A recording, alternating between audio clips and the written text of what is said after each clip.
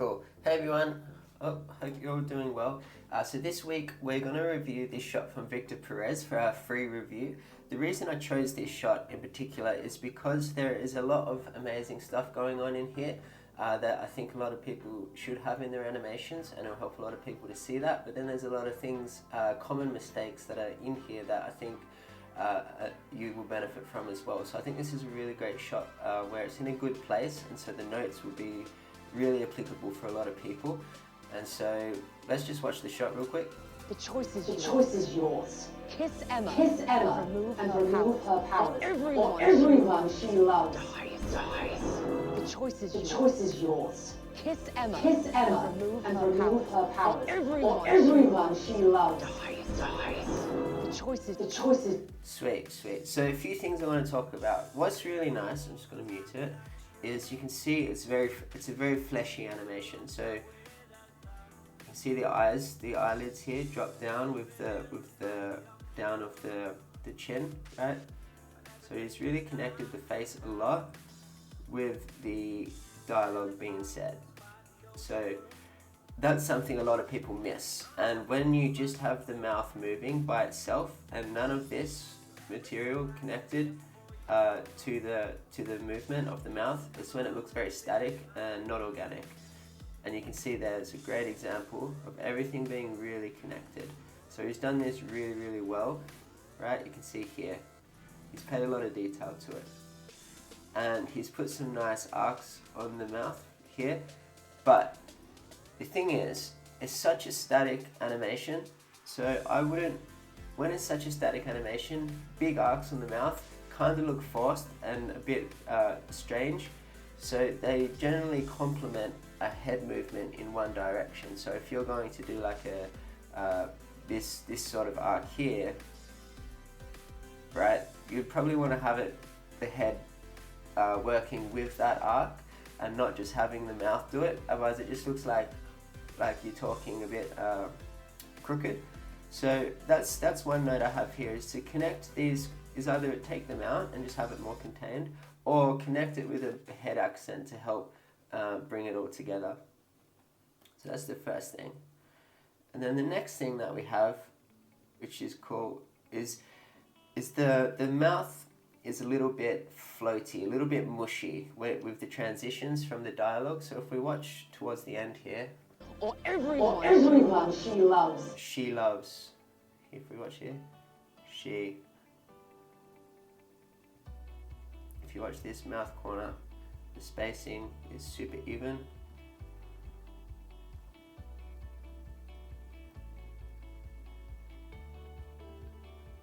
Right? So it's very even spacing. And so it looks, it keeps going, right? So it looks mushy and soft. And then the way this comes from here, if you look here,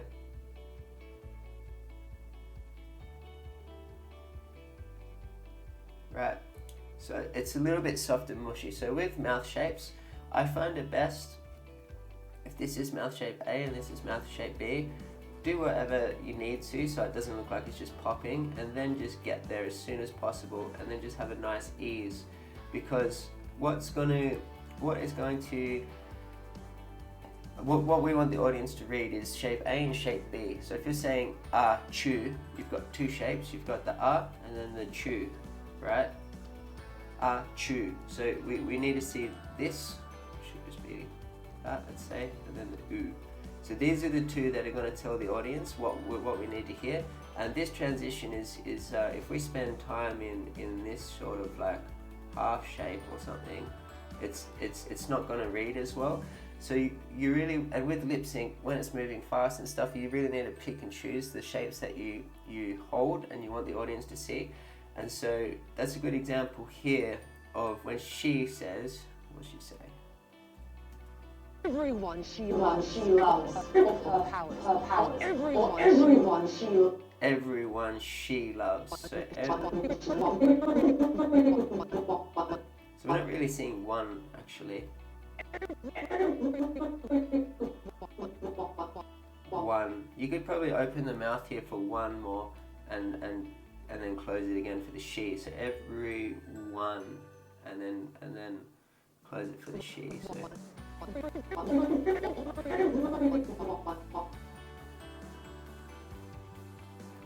right here, you can keep that. I suck at drawing mouth shapes, so you could open it, right, and then close it again here. And then I would try and keep this a bit more sharp. And I wouldn't have a kink in this lip, I'd keep this line super clean. Just like that. Something like that, super graphic. But the main thing is getting I think if you have that open for the one in there, it'll take away a bit of the mushiness. I think you're missing the shape.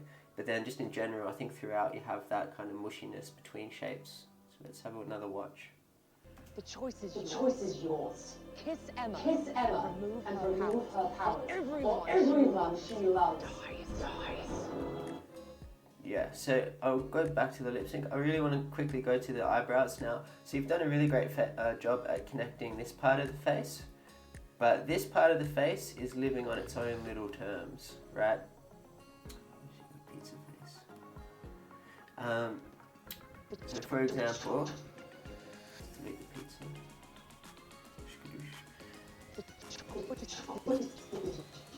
Do good there. The choice. And then you do it good here. Kiss Emma. Kiss Emma. I think for Emma, you could emphasize the brows a bit more and connect it a bit more. You know, you could come down here to squash. Right? And then when you say ma, you could bring the brows up a tiny bit. Right. Open the face.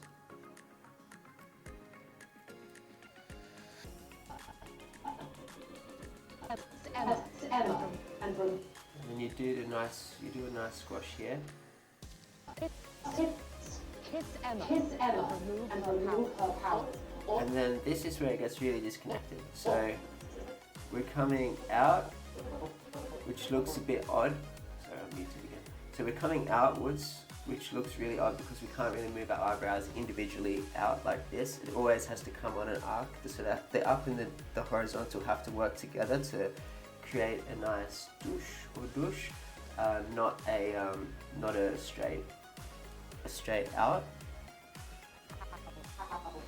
Right, see that in one frame, pop, pop. So you want more of an ease there as well, but the trajectory is what is also the problem. And then you've got this bit doing like a little dive, and then this bit going up. So they're douche. So they look very like little worms on her face. They're not moving in an organic way, I would say. So you'd really want to go from this shape to that shape, and the way you would do that is you just kind of lift into it in a more natural way. You wouldn't do like a big arc with the eyebrows, because we can't really do that. Our eyebrows, as you know, most likely we move on this trajectory horizontally. So we can either go up, out here, or we can come, you know, down into here.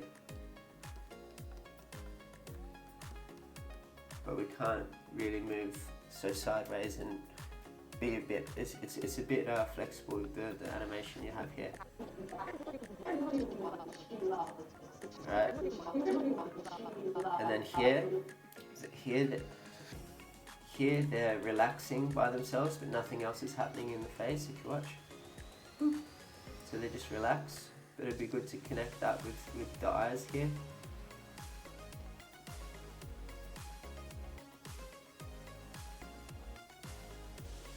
And then when you squish down,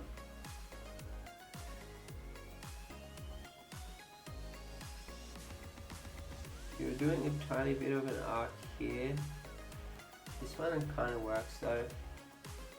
one's fine.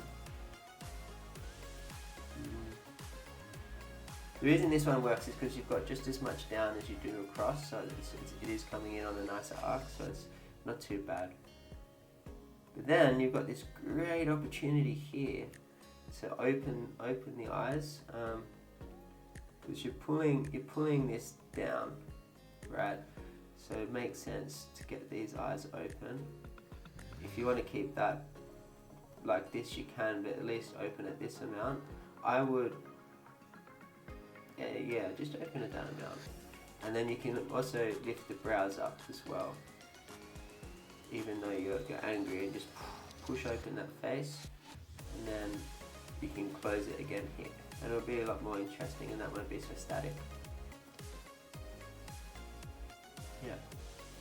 So that's the 3 areas that I think everyone could benefit from. The discussion about the eyebrows, where the motion path that they should follow and how they should be connected to the face.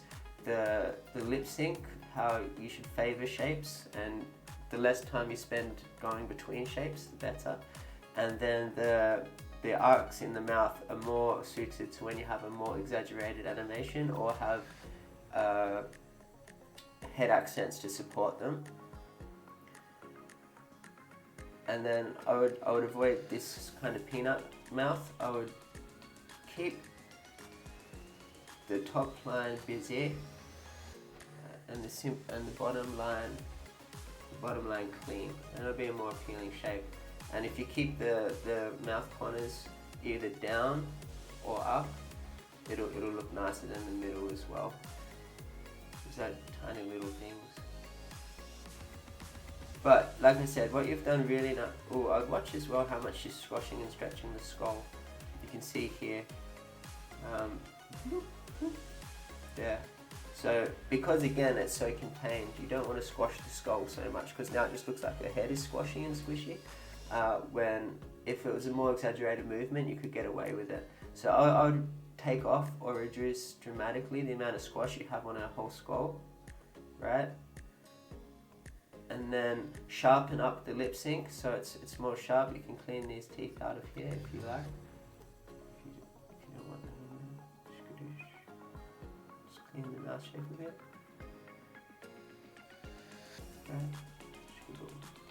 Right. And then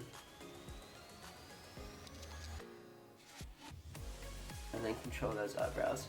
But yeah, this shot is in a really nice place. It's just a few polishy things.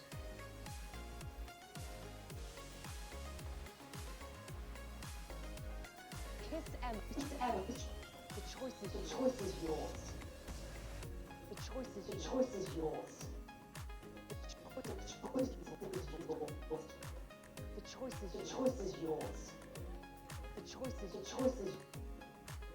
I would also watch these mouth shapes that you've got here at the start. It's not really reading because you've got the teeth closed, like the choice is yours. You don't really open the mouth ever. Yours. Like, yeah, I'll work on your lip sync a bit as well. The shapes, you're not quite hitting the shapes. Like you could have a more appealing shape than this for This is very, it's just like a you could have it like, you could at least have the tongue there. You know, at least have the tongue out and she's starting to say something angrily. And then the choice. Yeah, you want to say choice. Yeah, it's hard for me to draw these shapes exactly over where it should be.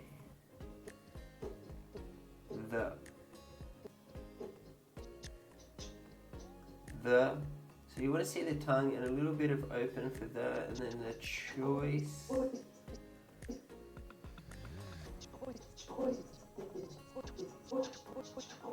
And instead of going in like you're doing for you've got the choice S, and then you've got the is. So what you're doing is you're going the choice is, and this looks really odd. So if I were you, I would go the choice, right? So you've got this shape right now, and then the is, you just want to push that shape. the choice is, you know, rather than, and then you've got somewhere to come for the yours, right? So you can come from this open into the oo for the yours.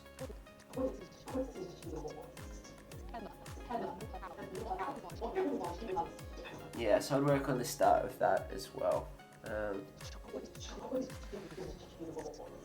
Yeah, the choice is yours. Hit those, flick up these mouth shapes and do everything else, and it'll be in a super good place. I'm looking forward to see it again. Alright, so thank you, Victor, for sending in that shot. It's really great to review. I think once you make these changes, it'll be in a really good place. And take everything that I said and apply it everywhere. So if I gave a note in one bit, it would probably be applicable elsewhere. So just kind of do a run through and make sure everything is looking great. And then if you would like your shot reviewed, all you have to do is go to our website, select for a review, upload your shot, and we might pick it for a review. The way we pick the shots is, like I picked this one, if, for example, it has a lot of areas that would apply to everyone. So we're going to review your shot randomly, but if there's one that stands out where a lot of people will benefit from hearing this review, we're going to pick that one over some of the others. But if your shot is in the mix, it'll always be in there for a review, so it might come up, but it's not guaranteed because we're doing one per week. But submit your shot, and we would love to see it come in through the Lupin House doors. Awesome. Enjoy your day.